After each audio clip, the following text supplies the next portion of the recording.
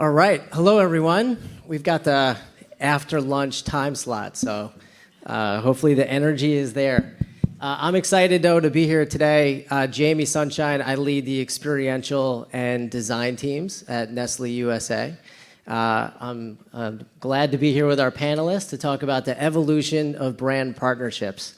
And as I say brand partnerships, I realize that could mean a lot of different things, right? The way that brands come together to activate. You think about the role of sponsorship, influencers and creators, the role of licensing. It's certainly a space that's evolving very quickly. And thankfully, I'm joined by an amazing set of panelists who all come with excellent experience in the space. So to do a quick introduction, I'll start from the end. I was going to say ladies first. Ladies first, I like it, yes. Delmaris Garcia, Director of Brand Management at Beanstalk. Karma von Burg, Regional Manager at Nestle USA. And Bryan Waddell, Brand Manager for Hot Pockets. You said that sadly almost. No, excitedly. So we'll jump in. So actually, before we get into the questions, what I'll do is I'll turn it over to you, Delmaris, first, if you just want to share a little bit about your background. Sure. Hi, everyone. Happy to be here. I'm Delmaris Garcia. I'm a director over at Beanstalk. We're a global brand licensing agency. So what that means is that in my role, we develop and execute strategies for brand extension licensing for new brands. I've been there for a decade, and throughout that time, I've worked on many of our food and beverage brands and actually restaurant brands as well. So TGI Fridays, McCormick, Dole, Kellogg's, Godiva, among others. Hello, everyone. Karma von Burg, also really happy to be here. I'm first and foremost an integrated marketer in the CPG space. I've spent time at Red Bull. I've spent time agency side in a variety of verticals. And when you think about, or when I think about brand partnerships, right? Integrated marketing and connecting with consumers is really what gets me up in the morning, but brand partnerships is really what gets my engine revving. And in the spirit of, right, if you love what you do, you never work a day, don't tell Jamey. I would work with brand partnerships for free. So really happy to be here talking about this topic. It's hilarious. Hi, everybody. Bryan Waddell. I am a proud CME graduate, for those in the room, now on the brand marketing side. Previous to Nestle, I owned an agency that did a lot of brand partnership activation, focused on experiential marketing, fan activation for brands like Major League Soccer, Major League Baseball, and others, and was in experiential retail before that, but know many in the room that are from Nestle, and others on the outside. Welcome to our fun environment, right? Yes. All right. Well, thank you for the intros. Delmaris, we'll start with you. So as I mentioned before, brand partnerships can very much be viewed as a broad term.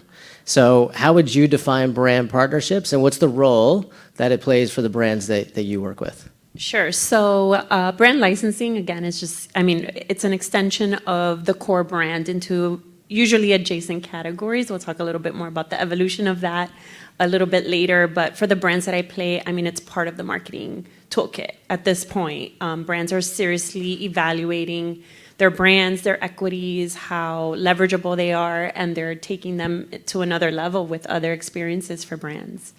Just a quick example of a recent extension that we worked on. So Kellogg's is one of our clients, as I mentioned. I think we all know the Eggo brand, frozen waffles, breakfast for the most part. So we took them into a completely different new occasion, completely different new category with Eggonog for the holiday season. So, hitting on that pain point for adults or even parents who are really stressed out during the holiday time, allowing them to Lego with Eggonog. So that was a fun partnership that we launched, if you guys aren't familiar with it. Shameless plug, pick it up, it's delicious. We welcome the shameless plugs, all good. Karma, if you want to build on that. Sure, I would just add to that as we think about relevancy journeys, right? The brand that I work on most, Nesquik, we're on a relevancy journey, and many brands within Nesquik are on similar journeys. Brand partnerships can really play that multiplier effect of relevancy, right? If you're talking about common equity in an ethos that both brands represent, it can really drive that consumer connection and relevancy to a consumer in a kind of a multiplied way. So that's a big part of how I view brand partnerships and the value they can play within an integrated marketing mix. Yeah, there's not much to build on that. I think for our mindset, or even just more broadly, it's about two separate consumer groups, two individuals. There's maybe some commonality between. So how can your brand, your business, your entity be a catalyst for those groups to find that commonality or their partnership together? Or if there's already that associated kinship, how do you bring it to a bigger, lighter stage to really kind of celebrate or amplify those moments? And it can come from great CPG brands working together, storied historic brands, or even a big brand working with a smaller creator or a smaller artist, to finding ways to really make most of that commonality. Yeah, I mean, we'll get into, I'm sure, more specifics, but Bryan, we'll stick with you. You've obviously been doing a lot recently with Hot Pockets, with brand partnerships, and then prior to that, as you mentioned in your career. But as you think about the fundamentals of brand partnership, like the building blocks and what it takes to be successful, how would you explain that? Know your consumer, first and foremost, right? So if you're talking about a partnership that's truthfully going to be graded as authentic and resonate strongly and be one that the audience actually cares about, I'll reserve my typical language, but you have to know your consumer. And so often, sometimes you see partnerships that come to market where maybe there was some commonality or alignment, but not enough, and maybe doesn't go supernova or isn't explosive, or maybe sales weren't as hot as they thought they could have been. But take for other brands where they know that mass is there and that opportunity is there, they can use things like scarcity, exclusivity, or in-person experiences to really amplify that moment where they do go mega, massive, and start to get the media pickup, the thing that everybody's talking about on social organically, required, no paid, those types of things. Would be the best way. I would just add to that it's really important to really understand your brand and kind of the brand story that you're trying to tell and match up and really align those brand stories. So I would say one of the building blocks is a really strong articulation of your own brand values that you're bringing to the table. Yeah, and just to add to that, I mean, clear goals and objectives. I know it sounds cheesy, but it's really the foundation for anything that I think any of us do as marketers. Yeah, agreed. So in saying, and 100% agree, it's about knowing your consumer, right? And part of that is also understanding how you can be authentic, or what will be authentic in the way that you engage your consumers, right? Or who you partner with, right? So if you can share more about that, and maybe Karma, we'll start with you on this one, as you think about authenticity and the role that it plays within brand partnerships, how have you ensured that there is authenticity for the brand, and how it comes through for a consumer with any partnerships that you've developed? So again, it really does go back to understanding your own brand story and really articulating strongly kind of what you're trying to deliver to the target consumer that you know so well, right?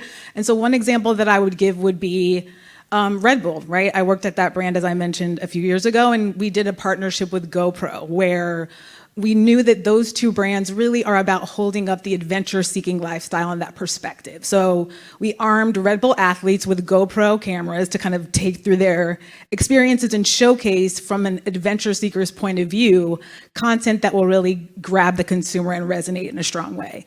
And that was a really successful partnership in terms of delivering consumer and engaging consumers with that content. And so it's really all about the authenticity of the adventure-seeking lifestyle and showcasing that as a really natural part of both of those brands. Bryan, turn to you. Yeah, I think the other thing to remember too is when you're talking about authenticity, right? Sometimes you have to compromise and have compromise, just like any of us that are married have a significant other, right? For the marriage to be successful, you got to learn where the give and gets are. So when it comes to brand partnerships, the more we give up, truthfully, the more you'll get. And when I say that, it doesn't necessarily mean the business, but it can very much be the consumer as well, right? We've had two examples that Hot Pockets is doing for a future state where we are relentlessly giving ourselves up to this potential partner, and what we are getting back is going to create a solid, great, now exceptional consumer experience where we know that value or sticking point for our brand is really going to carry through, even though the traditional boxes of equity, some of the things that we might be driving towards aren't necessarily met in the old framework, the new framework will teach us a ton. And then vice versa, one that you would be like, oh, this is like a natural consumer fit, of course you would do it. It's a brand that doesn't understand partnership marketing. So a lot of times they're coming to us with asks that might be a little bit more challenging or not as palatable. And to a legacy marketing team, right, that can be tough. So understanding when you have to have some forgiveness or grace even through this to make sure that you are staying true to that consumer alignment and fit to deliver that best experience so you're not getting flamed on Reddit or blown up on social where it didn't work. So stay with you for a second. So Hot Pockets now for a couple years has been highly focused in gaming and would say it is a brand that is now authentic and accepted right within the space. It's become credible. So if you can rewind a little bit, because you're probably, you're 2 years in, there's still a long runway ahead. But if you go back a couple years and you think about authenticity and the role that the brand plays within gaming, can you share more about how you got there and what the brand is doing today? Yeah, so 2 years ago, the brand was active in gaming. It just, if you weren't a part of that niche group, you wouldn't have seen it. And we're a national brand. I think 97% ACV, massive awareness. What do you do to kind of fix that foundation? So part of that journey was level setting the foundation for the house we needed to build, not the one we thought we were living in or the one that we actually had built ourselves.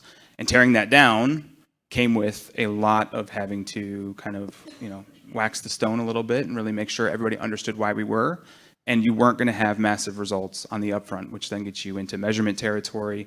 Is the ROI worth it? Well, maybe we'll talk about ROAS, and that'll just give us a little bit of grace, right?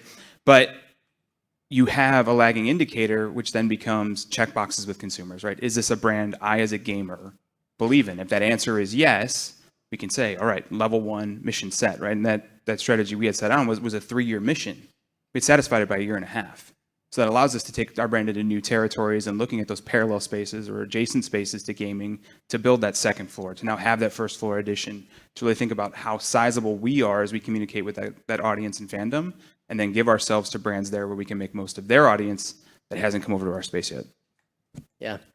Karma, on your end, I'd love to turn to you because obviously knowing Nesquik, right, a brand that you focus on a lot, and the role that partnerships play there. If you can share more about the approach to it, but again, the authenticity piece related to how that brand approaches it. Absolutely. And one thing that I didn't mention in my previous answer that I really want to reinforce here is the role that influencers can play. And I know that Bryan kind of agrees with me here. They can really lead you to authentic partnerships that you can then kind of develop through your marketing mix. And so we have a relationship that we developed with a guy, he's what I call a sneaker artist. A sneaker customizer out on the West Coast. And just so you know, Nesquik is really looking to build up our credible voice within sneaker culture. We know that that's a big attraction point for our target consumer. So we started working with this young sneaker customizer. We really share this kind of ethos around creativity and the joy that's inherent in sneaker culture.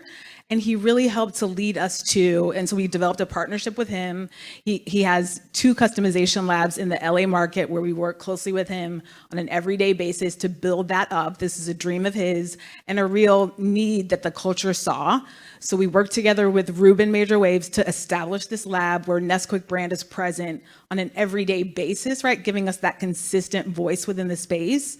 And working with Ruben, he's been able to lead us to other opportunities. So we've been able to integrate the lab into ComplexCon, which is one of the biggest kind of lifestyle conferences in the country. We've also been able to integrate into SneakerCon, which is the biggest buy-sell trade event for sneaker collectors in the country, and they're also going global as well. And he's led us to a partnership with Puma, right, who has one of the leading voices in kind of streetwear and sneaker culture. So by working with Ruben and having him kind of work together with us hand in hand, we've been able to ensure the authenticity and credibility as we continue to grow our presence in this space. So influencers and their voices can play a really strong and guiding hand, particularly when you're willing to be open with the collaboration and communicate about your common objective. So I would say the role of influencers is a big part of authenticity as well. So Karma, I'll stay with you for just a minute longer. So thinking about that with Nesquik, and it's similar to Hot Pockets now with gaming, right? It's like it's a space that we're fairly dedicated to, right? We're consistently in that space. What's the approach that you recommend brands take to identify a space, or if we go even a level deeper, the partner that you may end up working with? So it's interesting. I think, we started out the year and the kind of relevancy journey on behalf of Nesquik by, again, really understanding our brand in a really strong way and understanding our target and thinking through what are those motivational verticals that really engage our target in that credible way from an emotional perspective. And once we kind of had a few verticals in mind, we really looked at kind of where does our brand cross over into those verticals. So we had gaming, we had kind of basketball and casual sports, and we had sneaker culture. And once we really landed sneaker culture as this epicenter that can potentially touch on many communities and cultures that we want to be involved in, we honed in on that one as a particular vertical for us. From there, we really started to look at other brands and partners that share that ethos with us, as well as are giving consumers the chance to be wholesomely irreverent, right? That's how we look at our brand positioning. And so we were able to really start to hone in on those partners that share that with us, and we're able to determine kind of how can we get the best reach out of those partners in terms of what we're looking for in our marketing mix. So those are some of the approaches that we took to our first partnerships for Nesquik. Yeah, Bryan, I'd love to hear your thoughts on this, because you mentioned before you have brands coming to you now, but you're also being proactive. You're also now in a partnership with NRG, right? So what's the approach that you've taken to make sure you have the right partner? It's kind of funny because a lot of the decisions we made was to establish credibility, right? And so once you have that credibility, you can walk the walk and talk the talk a little bit. And so now we have polarity in the space, meaning like we're actually magnetized. Brands want to come to us. They want to talk about possibilities. And not everyone is the right fit, right? We've said no to several things this year that just on paper might have made sense, but as you think a layer or two deeper, right, we had the ability to do that. Selfishly, though, much like we've heard from some of the other teams this morning, right, we have an in-house muscle for that, where some brands don't. And that's where a beanstalk can actually play that critical role to set that foundation or figure out where you need to go to ultimately get started. Because again, you would think in an ideal world, a brand might have gravity just based on its size and scale. But if culturally you're not giving anything or develop anything, there isn't really a lot for consumers to sink their teeth into, no pun intended, to give them a sense to actually give a shit about what you're doing. Sorry. But it's true. And so that's just getting that start is a big part of the journey. Yeah, Damaris, I'd love your point of view from a licensing perspective. When you think about the right partner, right, it's like, I mean, you're probably thinking across a large variety of categories or brands. So, but how do you approach that for your clients? Yeah, so I mean, obviously we do a ton of research. We look at the market, we look at consumer buying trends, we look at the brand, and we really dive deep into the brand and what's ownable for the brand.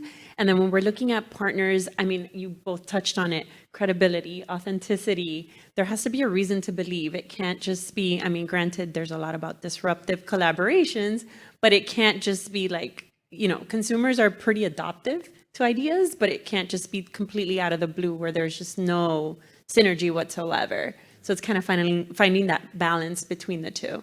Yeah. You just mentioned disruptive collaborations because it is harder than ever to break through. So as you think about that and some of the work that you've done with your brands, is there an example of that, or how do you see that balance between knowing that strategically, of course, it has to be on point, right? And it's an understanding of your consumer and the category and so on, but also just that the ability to break through, right? So how are you thinking about that as you consider partnerships? Yeah, I mean, I think it's evolved in recent years because there's so much competition. Everybody's vying for attention. But I think, I mean, an example that comes to mind is Supreme Oreo. We were talking about that earlier. I mean, some might say, well, really, Supreme and Oreo, like it doesn't make sense, a lifestyle brand with a food brand. But then, it sold out in I don't know how many minutes, right? So there's a consumer out there for that. There's this huge affinity for the Supreme brand and, of course, for the Oreo brand. So kind of bringing those two brands together that nobody ever pictured coming together is really just disrupting the marketplace. And we're seeing a whole lot more of that. But breakthrough's a sliding scale, right? Don't forget that. I think sometimes we hang our teeth on that word a little bit too much, and we expect magnitude, or we expect, this should be a huge revenue driver.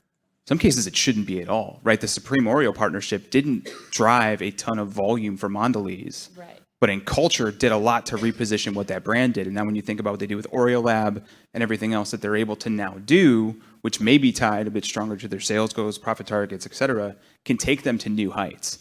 And so having that balance of understanding of where are we going to be breakthrough and with who is the conversation you should be having, more so than just we need to pop or we need to go explosive. It's a great point because you also think about the building blocks that it takes, right? The steps you need to take within certain aspects of culture to become a brand that is credible, to be able to eventually do more, right? On that point, though, what you just said, because you mentioned before also, we talked about goal setting, right? You've alluded to measurement, right? So on that point, then how are you measuring the activities that you're doing from a partnership perspective? Yeah, I mean, some of it when you're talking about disruption can be tough, right? And I think the part of the reason why we like the gaming partnership with NRG was they were scaled. So from an impressions basis, right, we can get eyeballs on what we were doing, or at least felt good about. From a deeper targeting perspective, we knew who their super fans were, where maybe we could establish that breakthrough. But it's led to bigger conversations around, well, is there a media equivalency value to the work that we're doing? Or if we're looking at this as being a part of maybe mid-funnel media work for what we're doing, how to work more strongly with our media partners to better understand that layered mix of approach and maybe where this is filling into others.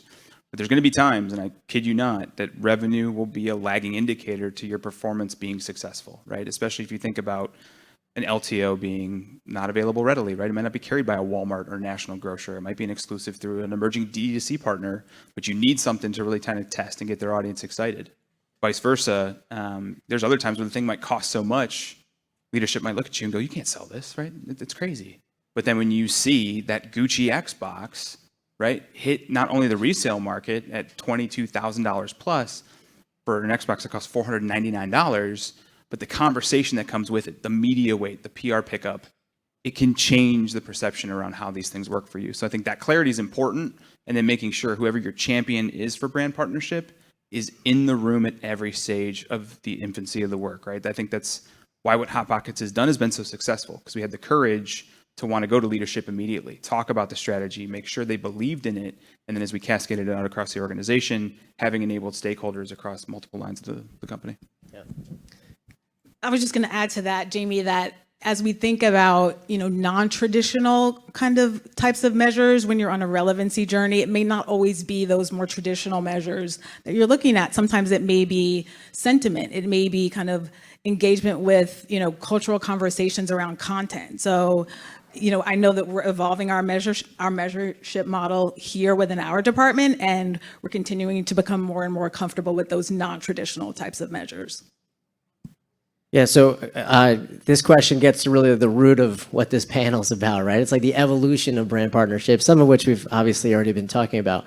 But as you think about the past few years, how, and Karma, I'll start with you, we'll go to Bryan, and I'd love to hear your view from a licensing perspective. What has changed within the partnership space? How has it evolved? I'd say, I mentioned it earlier, kind of influencers in many cases being at the center or potentially leading to these credible partnerships. I think that's a real evolution in the space. I would also say, and I think it's something that you were talking about earlier, these types of disruptive partnerships that maybe, we wouldn't have seen kind of two brands joining together before as natural. And I'll give you an example. Impossible Burger and Burger King, right? We're talking about the home of the Burger King and the flame broiled kind of meat patty joining up with a plant-based product. It just doesn't quite seem like it would fit, but it's something that really filled a consumer need and really demonstrated that value add in terms of the offering to the consumer, and it's wildly successful. So I think those kinds of very surprising brands that unite in the marketplace is a real evolution for me in terms of how I'm seeing brand partnerships. You're seeing a bunch more built, not bought, which is kind of wild to think about, but some of the greatest partnerships that have occurred, at least from a brand-to-brand level, have existed in Twitter DMs before they were a physical product or an experience, right? And that's a hard thing to champion sometimes, because you never know if the right message is going to land on the right target or the right audience to actually make the thing possible. The other side that's gotten a little sticky, which you and I both have history in this, is how it's affecting the sponsorship space. Because a lot of sponsorship properties now are talking about brand partnerships, but partnerships usually mean we're holding hands. We're not having like an actual currency exchange to prop up what we might believe in or where we find value for our consumer, again, and your consumer. And sometimes that's lost in a lot of the conversations of having that ability to lean in and do more. When you find one that's right or valid for your business, you'll get a read early on in the conversations that your metrics matter just as much as their metrics, right? And that's why NRG was so powerful. They knew there was ground to gain, not only for our brand having credibility with gamers, but where they needed more credibility in a brand like Hot Pockets could bring them up to the level of some of the top 3 esports organizations in the country. And we took a risk with that. We got questions on Twitter like, NRG is an L organization. Why is Hot Pockets doing this? You should be with FaZe Clan and others. And yes, if we had a little bit more like loose brand safety guardrails, possible. But when you think about what they were willing to give us, that compromise, the amount of custom content, availability to their talent without there being a check every time we needed something, or what opened our eyes and seeing a creator-led spot could actually foundationally change our creative needs for the future, it had immense impacts on our business, which now have become a part of our holistic DNA for not only 2023, but as we look to 2030, how are we really leveraging partnerships as a way to take this business to new heights? Damaris, if you want to speak to the evolution on the licensing side. Sure. So traditionally, I may have touched on this a little bit, you would see two like-minded partners or brands coming together. Think Febreze scented garbage bags, Glad garbage bags, right? But now you touched on this, we've all touched on this, disruptive, right? What's buzzworthy? So you'll see, like you mentioned, Impossible and Burger King. You'll see Supreme and Oreo, we've talked about. You'll see Nike and Fruity Pebbles. They just dropped a collab yesterday or today. So it's just, again, like what is going to capture the consumer? It's not even revenue generating in some cases. It's more about brand awareness and capturing the younger consumer. Whereas traditionally it was more about revenue generating and longer term partnerships. Now it's like all about pop-ups and collabs and that sort of thing, more short term. Yeah. So you're capturing the consumer, right? Like capturing the consumer's attention, their loyalty, and so on. You bring them into the core brand. Exactly, right. So, yeah. So thinking about that, right? Mel alluded to this earlier, or she flat out said it actually, which is the role of experience, right? Because it's one thing to establish a partnership, announce it. Obviously, you can generate great buzz from that, and there's value in that, right? But examples that you've seen, or with your own brands or others, where you're seeing the role of experience come through, and the way that you take a partnership and deliver a consumer experience through that. So, Damaris, we'll start with you if we want to, we'll go down the line. Yeah, and I'll say just, Gen Z millennial experience is everything more than having like a tangible product, right? So we're seeing brands like Stranger Things, right? Which, granted, it's a show, but it's become a brand, right? So they've got this whole immersive experience that you can buy product there. But again, it's not really for that. It's not for the sale of the product itself. It's more to kind of reach their audience and connect with them on a deeper level instead of just a superficial, tangible item. That's a good one to build on too, though. I mean, this past season of Stranger Things had over 250 product placements within the show, which is like mind-boggling. But at the same time, right, they got to get it out to culture. And we've seen even across our own categories and some of our customers, those items entering the space, right? Surfer Boy Pizza, what a cool product to bring fans of the show into Walmart. But that's like a quick pop, oh, cool, look at it. And wasn't really thought end to end all the way through of like, how do you keep them in the category to now the point where we see a really, subpar pizza still exist on that shelf. So those are little things for us even to watch when we talk about, is there pull through all the way? Are we doing enough to keep them captivated? Or if this is a chance to pop them in and pull them in, how do you maximize that to get them back to the core brand or the other items which we might have potential for breakthrough, not from a media space, but in their homes to capture them in those regards too? And I would just add, and what great panelists, because I feel like minds, right? I think when you look at, the best brand partnerships, you really want them to work hard for you. So ideally, you're going to have them integrate with the core strategies of your brand so that you can kind of cascade them around your marketing mix. And certainly, if they're a deep kind of brand aligned brand partner, you're going to be able to drive those into consumer experiences as well. So if you look at the Major Waves Lab example that I mentioned before, we've been able to export that to Art Basel to really give influencers a fantastic experience, kind of creating their own sneakers and making these fantastic designs. We've done the same thing with consumers, as I mentioned with that SneakerCon event. It's highly credible, it's highly authentic to the space, and we've been able to extend it to also even touch our sales partners, right? And really deliver that experience and those products to them. So being able to leverage the brand partnership across your marketing mix helps obviously it work harder for you, but also extends that experience where it really needs to be to the consumer that you're looking to drive to. Bryan, anything else you want to give you an opportunity in case you want to touch on anything related to experience? You guys with Hot Pockets have done an awesome job. Hot Pockets 120, NRG, and so on. Curious of your thoughts there. It's not enough. it might look like it is right on paper, but when you think about the magnitude of consumers we actually have to reach, like it is a fraction. So we have a lot of these conversations of where do we put ourselves in more spaces and more opportunities. A product like Deli Witch, right, which we just launched to really go after the thaw and eat space.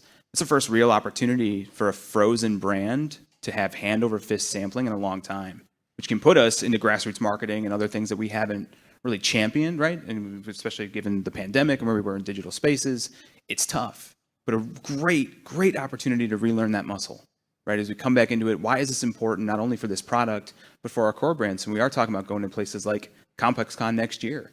It's about the product we're creating with them. It's about that experience we're giving for that moment. So it has that demand online and what we can carry back forward to then create that conversation of where are they going to be next? What are they doing that maps to me? And know that not everything is going to be a one-size-fits-all scenario. So we're, our foray to gaming kind of gave us the big table to set on. Now everything is about building sequential Venn diagrams on top of each other to make sure we're making most of those audiences to get to that second layer, that third layer, really build that brand loyalty and lifetime value, especially for a brand like ours where we lose them generation over generation. You have us when you're a teenager, you then become a young adult, you don't think about us again until you're a parent, you start having kids yourself. So we're on the cusp of our 40th anniversary. We've had 4 generations of consumers. This is the first time that a Hot Pockets eater is they themselves a parent. So how are partnerships like this a great opportunity for us to celebrate that nostalgia, but also bring people back to the brand and actually get them to stay with us? Great. One more question. It's going to be 2 questions in one. Are there any brands or which brands do you look out and see and you say they're doing it really well? And then at the same time, if there are others, or what would you say are mistakes that some brands are making? What are the watch outs? So I would say I'm a huge fan of Panera Bread. I think they've done such an incredible job at extending. And when you think about the products they've extended to, I mean, they just make sense. Salad dressing, soups, bagels. There's no disconnect there, right? Cinnabon, that's another brand. I'm from a food and beverage mindset, but Cinnabon, I mean, it's when you think about their equity, it's cinnamon roll, but they've done such a nice job extending into coffee, creamers, so many different adjacent categories that just make total sense for the consumer. So it gives them that additional touch point outside of either their shops or their restaurants, right?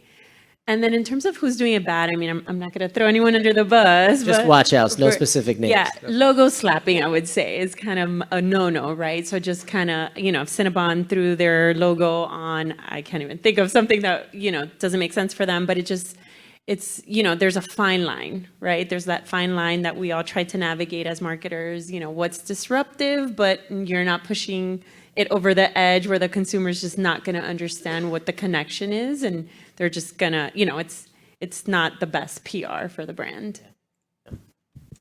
In terms of who's doing it well, this might be kind of an obvious choice, but I would say Nike, and we talked about this, right?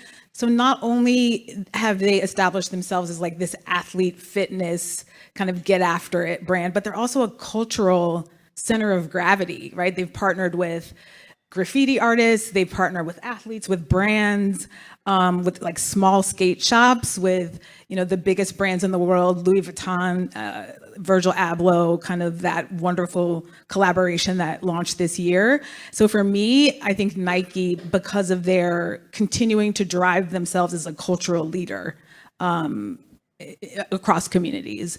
And then in terms of watch outs, I think it goes back to that brand story and making sure that you have the credibility to kind of tell the story that you're telling. And I think we can all remember that example of an influencer and a brand that didn't have social justice kind of baked into the DNA of their brands and their story. And it not only did it fall flat, but reputationally it was pretty bad for all sides. And so I think not having that truth baked into what you're doing is the biggest watch out and pitfall that I would mention. Yeah, 100%. The answer's evident. I mean, you don't have to name anybody. It's the people who understand that this can be actually a disruptive growth engine for them and champion that well. But it comes through, again, understanding the consumer mindset, the community you're going after, wanting to make sure it's done for the right reason. So like name any hype brand you want, Supreme, Kiss, doesn't matter. They recognize the fact that scaled brands give them the opportunity to get net reach and awareness that they themselves could not buy because they don't have a media team. They're not built on these things. Sometimes it's just a scrappy group of creatives that are trying to think about what's going to help build and enable our business. So it's that mindset of putting the sweat equity into the program and building this up and championing it at the core level is where you're going to see that success. Brands that logo slap get flamed every time, right? Brands that don't understand that Juneteenth and what was happening, right, is a bigger cultural moment to then appropriate that and try to do products around that. Like, read the room, right? It's just not going to work. You have to have that acumen of understanding first and foremost. And so you can see at face value the brands that do understand it, how they're being successful, and those that are just trying things or maybe being iterative in their approach aren't really listening to what consumers are telling them about what they're creating. Great. Well, I think we're right at time. Maybe, Steve, you can tell us if we have time for a question or two, but I also just want to say thank you to these panelists.